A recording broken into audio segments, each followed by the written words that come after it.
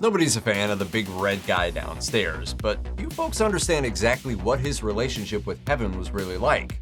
Like it or not, it's time to give the devil his due.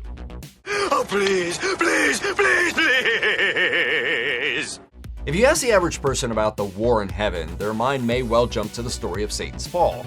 It's a story told in John Milton's Paradise Lost, one of a disgraced angel who turned against God's plan and was cast out from heaven. But that tale never appears in the Bible like that.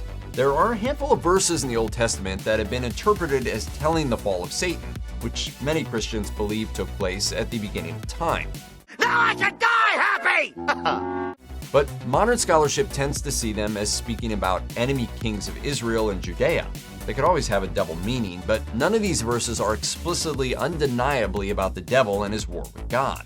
The one book of the Bible that does deal with the war in heaven isn't concerned with Satan's fall before the existence of the world. It's concerned with apocalyptic visions nestled within a work of literature about earthly affairs, our old friend, the book of Revelation.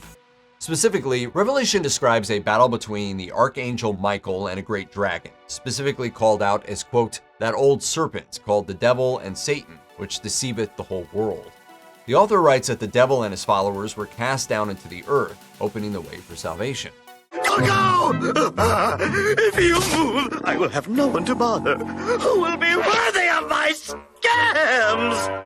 The book of Revelation, contrary to popular belief, is not a prophecy about the end of the world. It's a work of apocalyptic literature, a bleak and heavily symbolic genre within Judaism that took a grim view of earthly affairs while looking forward to God's ultimate deliverance. In that context, the war in heaven described by the author John isn't a literal vision of a war to come. It's a colorful and fantastical analogy for the struggles the early Christians faced living under the Roman Empire. In other words, you can look at Revelation more as an allegory. Milton's Paradise Lost certainly seemed to draw on Revelation when it cast Satan as a once proud and mighty archangel who couldn't abide God's command to follow Jesus. Therefore, quote, he resolved with all his legions to dislodge and leave unworshipped, unobeyed the throne supreme. But the Battle of Revelation has also been interpreted as a parallel to Satan's fall. Jesus himself says in Luke 10 that he saw Satan's descent, and in the Mormon Church, it's explicitly taught that Satan rebelled out of jealousy and was cast down along with all his followers. Whether the war in heaven happened at the beginning of time, is destined to happen at the end, or exists only as an apocalyptic allegory, one might question how it could happen at all. Except in the former case, scenarios for war in heaven would require that Satan be able to reach it. If he was cast out, how would that be possible?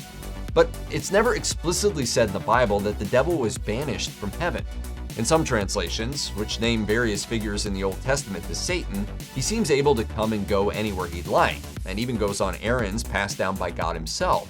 Within the New Testament, he has sufficient freedom of movement to tempt Jesus, and in some notions of Christian cosmology, there are actually 3 heavens, so Satan may well have been cast down from one while retaining access to the lower realms. Of course, some of this theology supposes that those figures from the Old Testament really are the devil. Satan, from the Hebrew Hasatan, literally translates as adversary.